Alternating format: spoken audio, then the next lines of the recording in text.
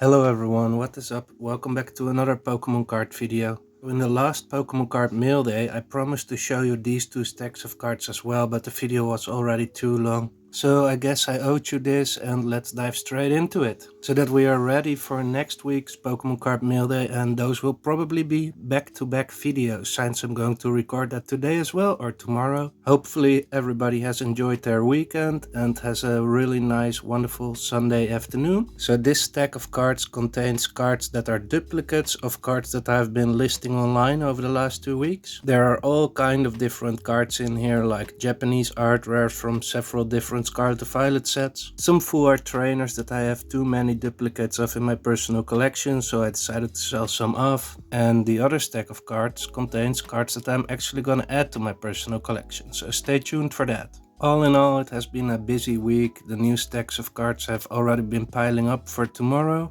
Not a lot of news regarding Pokemon card sets. Some cards are revealed that will be in perfect order, but we have seen it already in Nihil Zero. I had some orders coming in with cards purchased as near mint, but apparently or clearly they are not near mint. Let me show you an example. Here we have a really cool Furret from Battle Partners, an art rare that is also in Journey Together, the English equivalent. And generally this is a really nice card. I have been purchasing it because I want a full page in my art rare binder. At least some kind of indent or crease over here. It's just tiny, but I think that will make the card in PSA condition terms already a PSA 6. And then when we look at the lower half or the lower part, left lower corner of the card, you can see some more indents and some scratches over there. But the most annoying part, if you turn the card around, you can look right here. It's some kind of nail mark in there, and it stretches out along the entire lower border of the card. They are pretty deep indents in my opinion, but you can't see them from the backside of the card, so they are not that deep that the entire card is destroyed, but yeah. And then the real damage appears on your screen right here. It is really sorry, really tough to see. It looks like someone has been using a pencil to draw on a piece of paper while this card was laying under the piece of paper. So yeah, you get the really large indents. Sold as near mint, so this is one of the occasions where I usually send out a complaint to a seller. And I got no reply yet. But then we move on to a really cool Pikachu promo. I think it's from the knockout boxes. These boxes were at one point with 2 booster packs, I believe. Even Fusion Strike booster pack, very cheap at one point. But I could be mistaken. It could also have been the Bolt and Fee promo in that box. And yeah, these booster packs have risen in value a lot lately, So then today I sold a Xerneas, and in fact I sold a whole bunch of Celebrations cards, so it's nice to see that they are still in demand. Obviously I have the set complete 2 times myself, and then I have a bunch of extras, so that one will be listed shortly. We have some more of the Black Star promo cards that I've been hunting for a while now, a couple of copies in my collection. Couple of copies back up for sale, so we have a really cool Parasect. So these are called character rares originally, and in English they are called trainer galleries, but on, for example, Card Market, they are separated by category as well. You won't find these under the illustration rares. These have their own category as character rares, and I have the feeling not a lot of people are taking a look at them currently. I think it is from VMAX Climax, or maybe this one is from Dark Phantasma, since it is from originally Lost Origin. I've been picking up some Darkrai Vs and Darkrai V-Stars because that's a little bit of speculation from my side. We get perhaps a Darkrai set in the near future, Abyss Eye.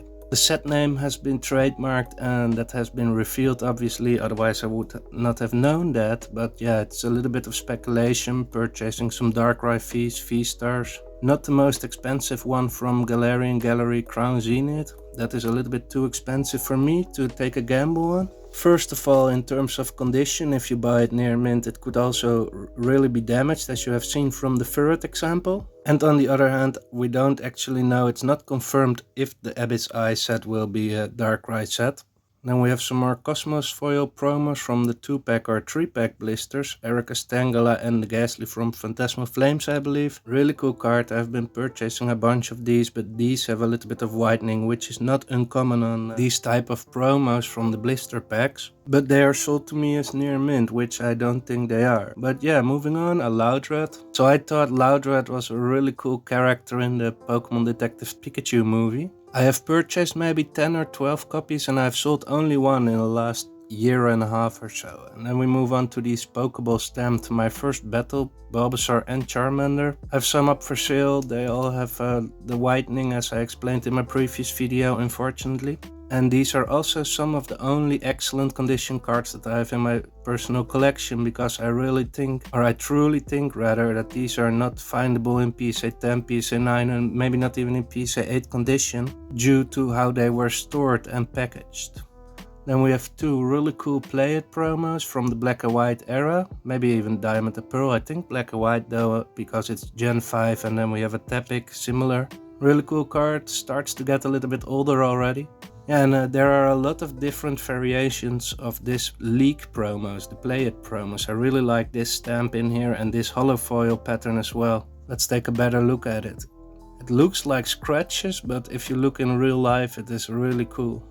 We have some more of those Play It promos. These are a little bit better condition and they're ready to be listed once one of these copies sold. Then we have a Crabominable. It is from Stellar Crown, Mitsuhiro Arita artwork. And guys, what I have noticed is that lately, in the most newest set, the most recent sets, the old artists are not making that many cards anymore. If you take a good look at, for example, Ascended Heroes, a lot of these cards are illustrated by completely new artists. At least that is how it feels for me. Let me know your thoughts in the comments as well, as we move into the stack of cards that I'm going to add to my personal collection. And I've collected a lot of these cards. I've sold some and now I needed some more to fill the spaces in my binder on the page of the art rares. Antia and Concordia, really cool card. The full art trainers in these latest generations are really cheap. Some of them don't get their SAR or special illustration rare counterpart, so it is really cool to pick them up. Just full art version, that's the best that we got for those cards. And then we have a Mesprit, I think from Super Electric Breaker. I hope they will make some art rares or illustration rares from the other, what is it, Axelf? There are 3 of these type of Pokemon and they are all really cool. Then we have a Worker from Silver Tempest, really cool full art. A Litten, Litten, right? And there is also a shiny Litten in this picture. Literally in the picture.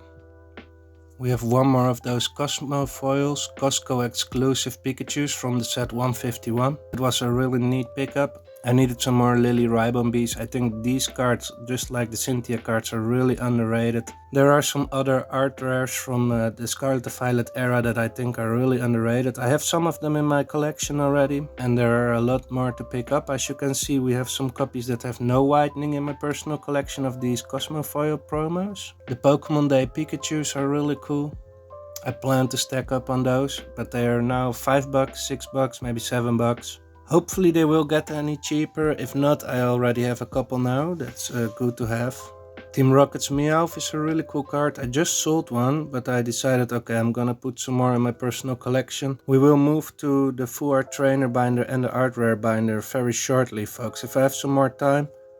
But right now I'm spending all my time on all these Pokemon card mail days, which I think are really cool as well. You can see the new cards coming in. Occasionally I show you the cards that I have sold, so you can see what is moving and where the volume lies at the moment.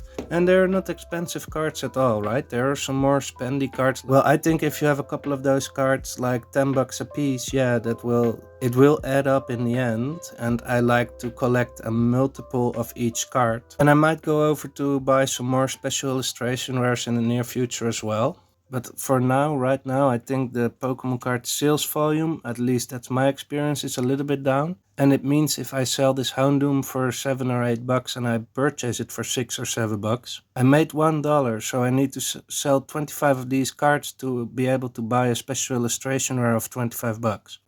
Now that the sales volume is a little bit down, that will be really difficult to achieve. But yeah, I think that was it for today's episode. Thanks everybody for watching, and hopefully I see you back on tomorrow's video where we go over an entirely new stack of cards that came in the last week. And I have some more Pokemon cards to add to my personal collection. I already have prepared that for tomorrow's video. I don't want to make this one too long. And let me know what you are picking up currently. And thanks for watching, and I'll catch you all on the next one.